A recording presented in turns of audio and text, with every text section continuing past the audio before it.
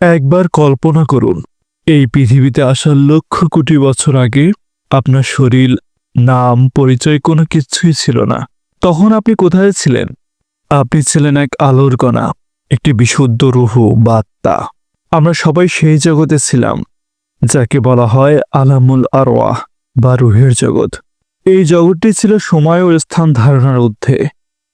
আল্লাহ সুবহানাহু ওয়া তাআলা যখন মানবজাতিকে সৃষ্টির ইচ্ছা করেছিলেন, তখন তিনি প্রথমে হযরত আদম আলাইহিস সালামের পৃষ্ঠদেশ থেকে তার কিয়ামত পর্যন্ত আসা সকল সন্তানের রূহকে ছোট্ট ছোট্ট আলোর কণার রূপ দিয়ে তার আরশের সামনে একত্রিত করেছিলেন।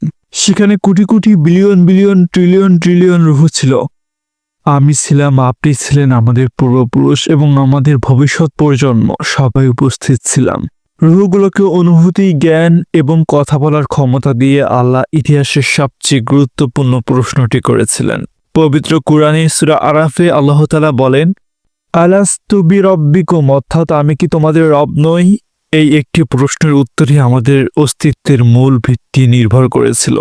সেদিন কোটি কোটি রূহ কোনো দ্বিধা বা সংশয় ছাড়াই এক বাক্যে এবং এক সুরে চিৎকার করে উত্তর দিয়েছিল, হ্যাঁ, অবশ্যই আমরা সাক্ষ্য দিচ্ছি আপনি আমাদের রব। সেই দিন ছিল প্রতিশ্রুতির দিন, আমাদের এবং আমাদের স্রষ্টার মধ্যকার প্রথম এবং চূড়ান্ত চুক্তি। আমরা সেদিন স্বীকার করে নিয়েছিলাম যে আল্লাহই একমাত্র স্রষ্টা, পালনকর্তা এবং উপাস্য। আল্লাহ তখন ফেরেশতাদের সাক্ষী হিসেবে উপস্থিত থাকতে বলেছিলেন। যদি আমরা সেই ঐতিহাসিক প্রতিশ্রুতির কথা পুরোপুরি মনে রাখতে পারতাম, তবে তো আজ এই দুনিয়ায় জীবনের পরীক্ষার কোনো অর্থই ছিল না। সবাই খুব সহজেই ঈমান আনত। তাই আল্লাহ তাআলা আমাদের স্মৃতি থেকে সেদিনের কথা পুরোপুরি মুছে দিয়েছিলেন। যখন কোনো নারী গর্ভবতী হন, তখন ১২০ দিন বা ৪ মাস পর ভ্রূণের মধ্যে একটি পূর্ণাঙ্গ মানব শিশুর আকৃতি তৈরি হয়ে যায়। ঠিক সেই মুহূর্তে আল্লাহ একজন ফেরেশতাকে পাঠান।